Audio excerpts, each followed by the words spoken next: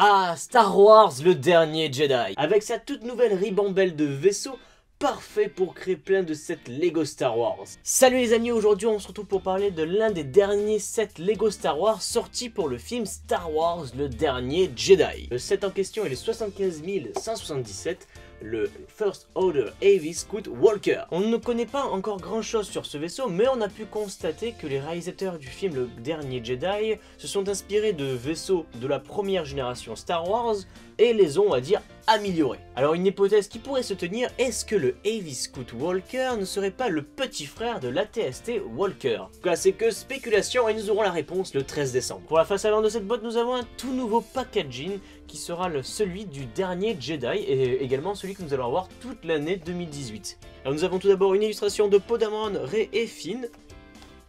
Ensuite nous avons une mise en scène du vaisseau. Nous pouvons constater que juste derrière il y a des marcheurs, c'est plutôt sympa. Nous avons ensuite la liste des figurines, ça change pas. Derrière nous retrouvons les fonctionnalités du vaisseau, les petites pattes qui peuvent se déplacer, les canons qui tirent, également le rangement d'armes, le cockpit, etc. Alors nous avons un design un peu original, mais franchement on s'y habitue, je trouve qu'il n'est pas si dégueu que ça. Il est équipé de 8 pattes qui permettent de se déplacer. Le vaisseau est donc assez mastoc, mais je trouve que vraiment on retrouve un design un peu similaire à celui du AT-ST. Il est équipé de 2 tourelles qui peut tirer. Nous avons ensuite derrière un petit rangement d'armes avec des blasters qui ne sont pas des blasters Star Wars.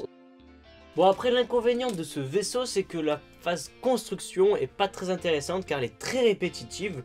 La partie au niveau des pattes se répète à 4 reprises sur 4 paquets presque.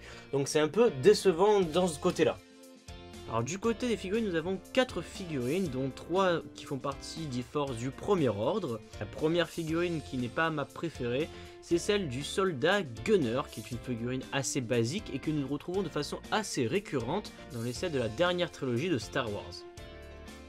Ensuite nous avons le Flame Trooper, qui est une figurine plutôt sympa, bien que nous la retrouvons également à plusieurs reprises. Elle est sérigraphiée dans son intégralité, et elle est équipée de son pack et de son lance-flamme. À côté de la résistance, nous avons simplement un soldat, donc équipé d'un petit blaster. Elle est sérigraphiée dans son intégralité et elle est également équipée d'une double tête.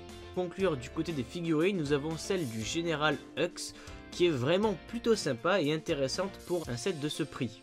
Il est sérigraphié dans son intégralité et il est équipé de sa coupe de cheveux.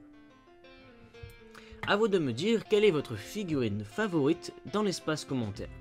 Alors c'est vrai que par contre c'était un set vraiment cher pour ce que c'est, parce que nous avons que 4 figurines, dont une seule qui est vraiment intéressante. Et puis le véhicule en lui-même n'a pas beaucoup de fonctionnalités pour améliorer la jouabilité. Alors ce vaisseau est plus intéressant si vous voulez collectionner les Lego Star Wars, ou alors l'utiliser dans des mocks ou des créations pour les expositions.